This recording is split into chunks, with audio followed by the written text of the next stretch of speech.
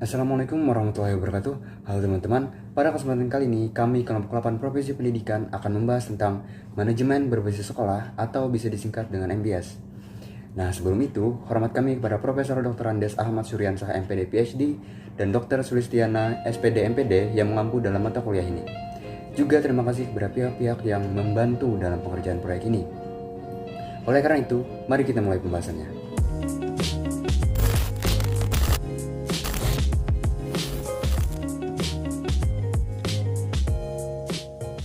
Manajemen berbasis sekolah dapat diartikan sebagai suatu proses kerja komunitas sekolah dengan cara menerapkan kaidah-kaidah otonomi, akuntabilitas, partisipasi, dan sustainability untuk mencapai tujuan pendidikan dan pembelajaran secara bermutu.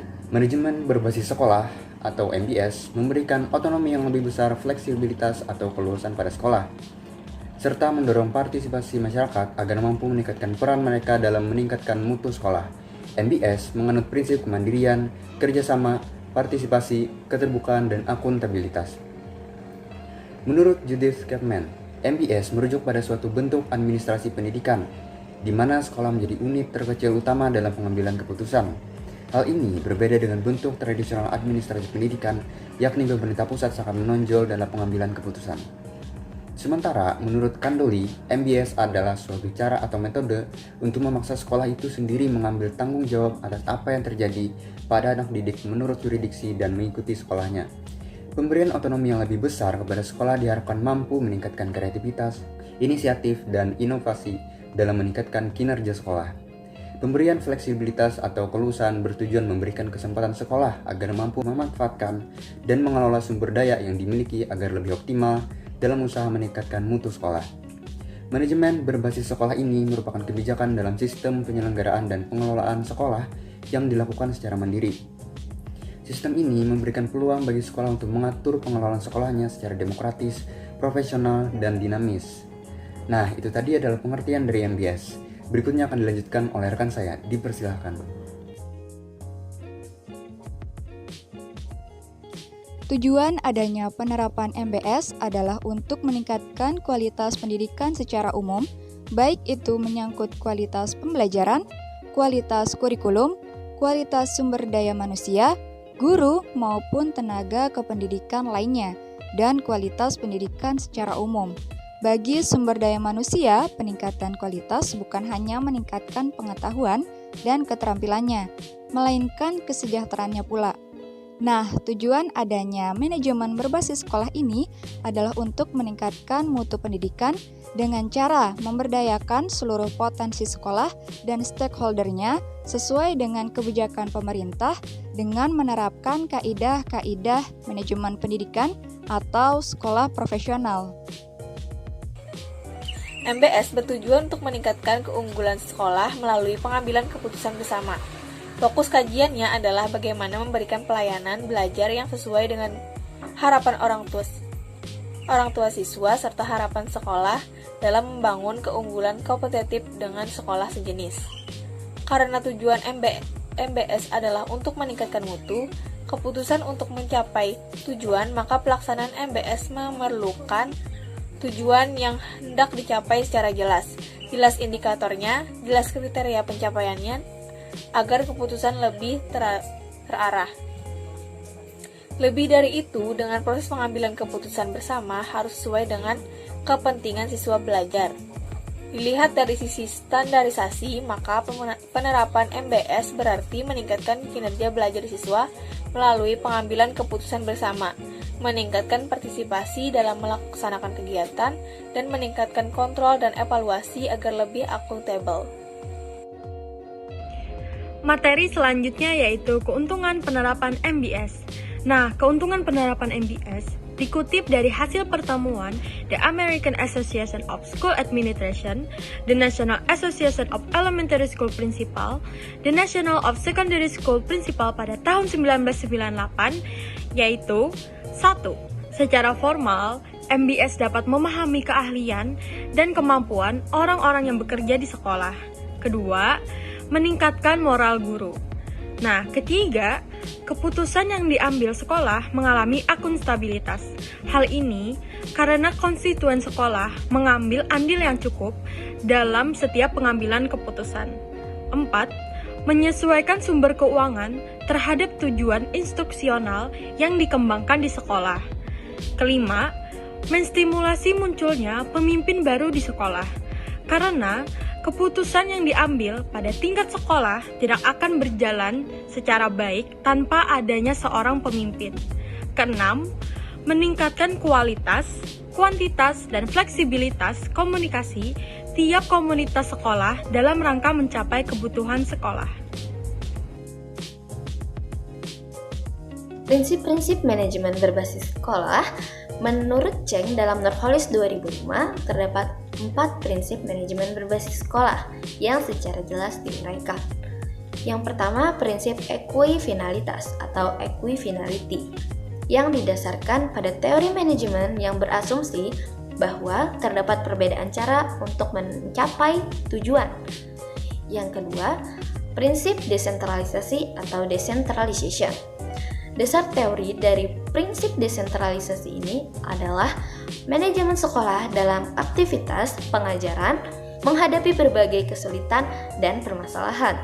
Yang ketiga, prinsip sistem pengelolaan mandiri atau self-managing system. Sistem pengelolaan mandiri di bawah kendali kebijakan dan struktur utama, memiliki otonomi untuk mengembangkan tujuan pengajaran dan strategi manajemen, mendistribusikan sumber daya manusia dan sumber daya lain, memecahkan masalah dan meraih tujuan menurut kondisi mereka masing-masing. Dan yang keempat, ada prinsip inisiatif manusia atau human initiative. Perspektif sumber daya manusia menekankan pentingnya sumber daya manusia, sehingga poin utama manajemen adalah untuk mengembangkan sumber daya manusia di sekolah untuk lebih berperan dan berinisiatif. Assalamualaikum warahmatullahi wabarakatuh. Di sini saya akan menjelaskan tentang karakteristik manajemen berbasis sekolah. Menurut Bailey pada tahun 1991 adalah yang pertama, adanya keragaman dalam pola pengajian guru pendekatan prestasi. Bisa juga disebut sebagai merit system. Dalam hal ini harus ditegakkan dan diutamakan. Hal ini dapat dilakukan dengan penetapan kebijakan melalui penerimaan langsung gaji guru ke rekening sekolah. Kemudian kepala sekolah mengalokasikan gaji guru itu per bulan sesuai dengan prestasinya. Yang kedua, otonomi manajemen sekolah. Sekolah menjadi sentral utama manajemen pada tingkat strategis dan operasional dalam kerangka penyelenggaraan program pendidikan dan pembelajaran, sementara kebijakan internal lain menjadi penyertanya. Karakteristik MBS yang ketiga adalah pemberdayaan guru secara optimal dikarenakan sekolah harus berkompetisi membangun mutu dan membentuk citra di masyarakat. Guru-guru harus diberdayakan dan memberdayakan diri secara optimal bagi terselenggaranya proses pembelajaran yang bermakna. Yang keempat adalah pengelolaan sekolah secara partisipatif. Kepala sekolah harus mampu bekerja dengan dan melalui seluruh komunitas sekolah agar masing-masing dapat menjalankan tugas pokok dan fungsi secara baik dan terjadi transparansi pengelolaan sekolah. Yang kelima, sistem yang didesentralisasikan.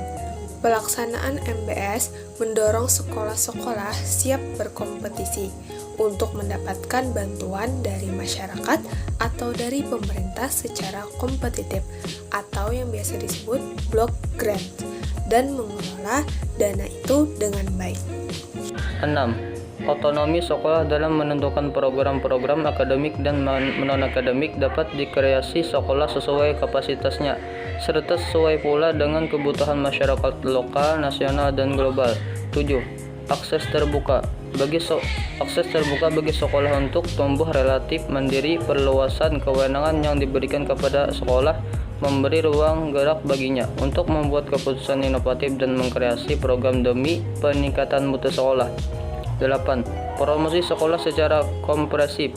Tugas pokok dan fungsi sekolah adalah menawarkan produk unggulan atau jasa. Jika sekolah sudah mampu membangun citra mutu dan keunggulan, lembaga itu akan mampu beradu 8 tawar program dengan masyarakat. Misalnya, berikan dengan jumlah dana yang akan ditanggung oleh penerima jasa layanan. 9. Hubungan kemitraan atau partnership antara dunia bisnis dan dunia pendidikan.